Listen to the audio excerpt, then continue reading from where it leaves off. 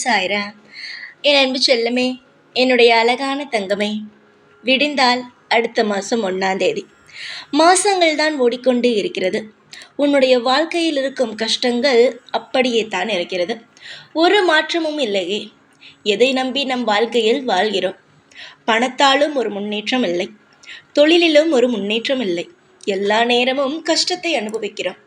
வாழ்க்கையில் எப்பொழுது நமக்கான ஒரு இடத்தை பிடிப்போம்? மற்றவர்கள் எல்லாம் கேலி செய்தார்கள், அவர்களுக்கு நம்முடைய வாழ்க்கையானது ஒரு இரையாக மாறிவிடுமோ? எப்பொழுதும் அவர்கள் பேசும் ஒரு விளையாட்டு பொருளாக வாழ்க்கையானது மாறிவிடுமோ?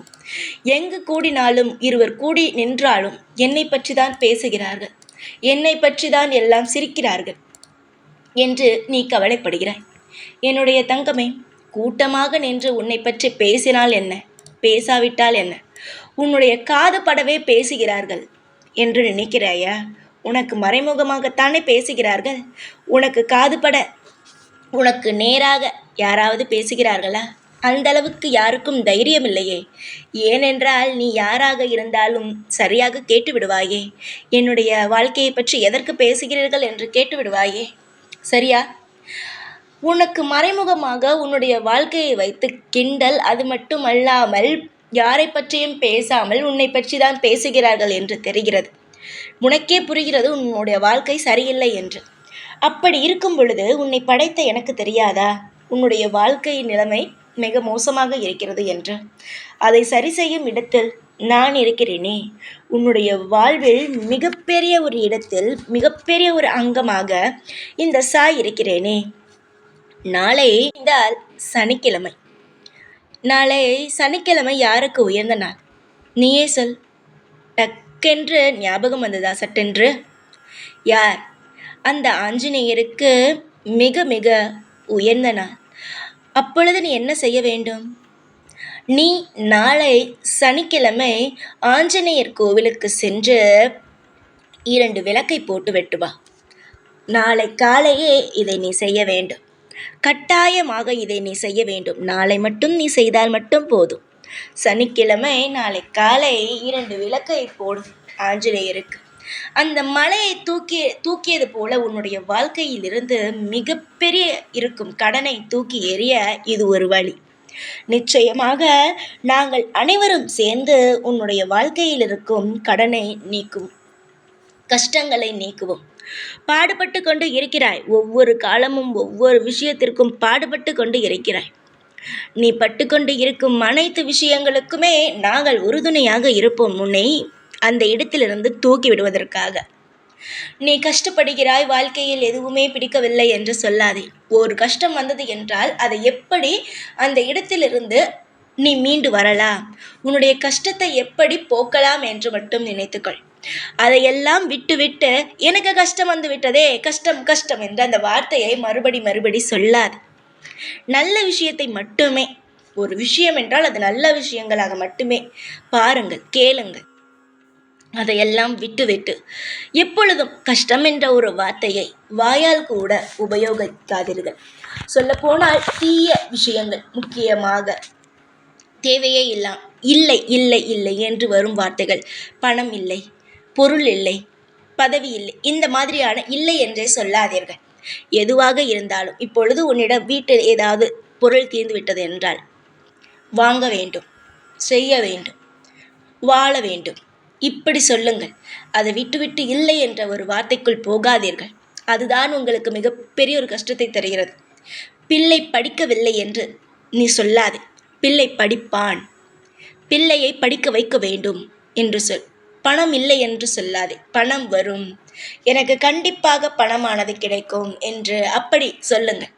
அதையெல்லாம் விட்டுவிட்டு தேவையே இல்லாமல் எதிர்மறையான வார்த்தைகளை பயன்படுத்தாதீர்கள்.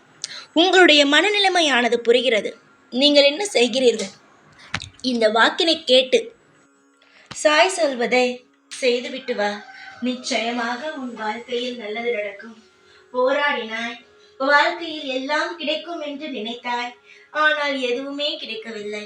போராட்டம் மட்டும்தான் உன்னுடைய வாழ்க்கையில் மிச்சமாக இருக்கிறது. உன்னுடைய வாழ்க்கையில் போராட்டங்கள் கிடையாது. நாளை விடுந்தால் மாதம் 1 அல்லவா? நாளையிலிருந்து உன்னுடைய வாழ்வில் பெரிய அதிசயங்கள் நடக்க ஆரம்பிக்கும். நீயே பார்த்து வியப்பாய். இந்த மாதம்தான் எனக்கு என்னுடைய வாழ்க்கையே மாற ஆரம்பித்தது, என்னுடைய வாழ்க்கையே எனக்கு பிடிக்க ஆரம்பித்தது என்று நீயே சொல்ல ஆரம்பிப்பாய். போய் போய் விளக்கு போட்டுவிட்டு வா. நிச்சயமாக உன்னுடைய கஷ்டங்கள் அனைத்தும் முடிந்துவிடும். எப்படி அவ்வளவு பெரிய சஞ்சீவி மலையையே தூக்கினார், அதே போல உன்னுடைய கடன் அனைத்தையும் தூக்கி அவள் எரிந்து விடுவாள். உனக்காக நான் இருக்கிறேன்.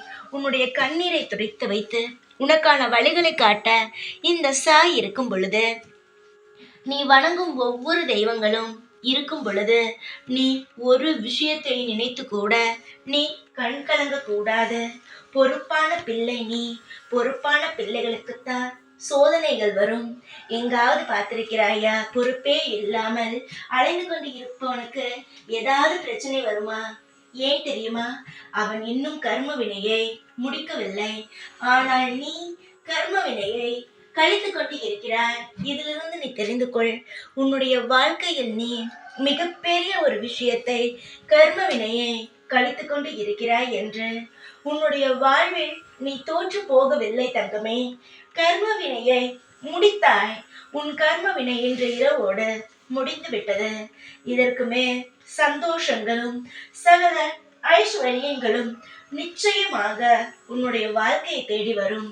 யாரெல்லாம் உன்னை ஒதுக்கினார்களோ அவர்கள் எல்லாம் உன்னை தேடி வந்தாலும் அவர்களை எல்லாம் நீ சேர்த்து கொள்ளாதே. ஏனென்றால் அப்பொழுதுதான் அவர்களுக்கு நீ எப்பேற்பட்ட நல்லவள் என்று தெரியும். நீ எப்பொழுதும் அவர்கள் கூப்பிடும் இடத்திற்கு அவர்கள் எங்காவது உனக்காக உதவி கேட்டால் உடனே செய்வதனால்தான் உன்னுடைய அருமை தெரியவில்லை. புரிகிறதா? உன்னுடைய வாழ்க்கையில் நீ யார் என்பதையும் காட்ட வேண்டும். உன்னுடைய வாழ்க்கையில் மற்றவர்களுக்கு நீ எந்த அளவு உதவினாய் என்பதையும் நீ காட்ட வேண்டும். அவர்களுடைய வாழ்க்கையில் தவித்து போய் நிற்பார்கள் உன்னை கேலி. அது மட்டும் அல்லாமல் அலட்சியம் செய்தார்கள் அல்லவா? உனக்கு ஏதாவது உதவிகள் தேவைப்படும் பொழுது, கேட்கும் பொழுது அவர்கள் எல்லாம் உன்னிடம் வந்து உதவியை கேட்பார்கள். ஆனால் நீ கட்டாயமாக உதவி செய்யாதே. ஏனென்றால் அவர்கள் உன்னை எந்த இடத்தில் வைத்திருந்தார்கள், அவர்கள் எல்லோரும் உன்னை எப்படி நினைத்தார்கள் என்பதை சற்று யோசித்துப்பார். உனக்கு உதவும் தன்மை இருப்பதினால் நீ எல்லா விஷயத்திலும் உதவி செய்ய வேண்டும் என்று நினைக்கிறாய். உதவி செய்வதற்கு பல பேர் இருக்கிறார்கள். உதவியை நீ அவர்களுக்கு போய் செய். இவர்கள் மாதிரியான உன்னை தேவைக்கு உபயோகப்படுத்தும் யாருக்கும் உதவி செய்யாதே. நீ நல்ல நிலைமைக்கு வந்தவுடன் பல பேருக்கு இன்னும் வாழ்க்கை என்றால் என்னவென்றே புரியவில்லை. அவர்கள் இஷ்டத்திற்கு இருக்கிறார்கள். அவர்களுக்கும் யாருடைய வாழ்க்கையை பார்த்தும் யாரும் கேலி கிண்டல்கள் அலட்சியம் செய்யக்கூடாது. அந்த நிலைமை அவர்களுடைய வாழ்க்கையில் வந்தால் எப்பேற்பட்ட வழியை தரும் என்பதை அனைவரும் புரிந்து கொள்ள வேண்டும். அதை புரிந்து கொள்ளாமல் தான் உன்னுடைய வாழ்க்கையில் அனைவரும் அலட்சியம் செய்தார்கள். அவனவன் கஷ்டப்படும் பொழுது நீ போய் உதவி செய்யாதே. புரிகிறதா? நல்லது நடக்கட்டும். வாழ்க்கையில் எல்லாம் உனக்கு செழித்து நிற்கட்டும். படாத பாடுபட்டாய். இனிமேல் உன் வாழ்க்கையில் எல்லாமே நல்லபடியாகவே நடக்கட்டும். நான் இருக்கிறேன். இந்த சாய் நிச்சயமாக உன் வாழ்க்கையில் இனிமேல் உன்னை தூக்கி விடுவேனே தவிர இனிமேல் உன் வாழ்க்கையில் இறக்கி நான் எப்பொழுதும் விடவே மாட்டேன். சந்தோஷமாக இருங்கள். எப்பொழுதும் உன் கூடவே இருப்பேன். இந்த சாய் நான். ஓம் சாய்ராம்.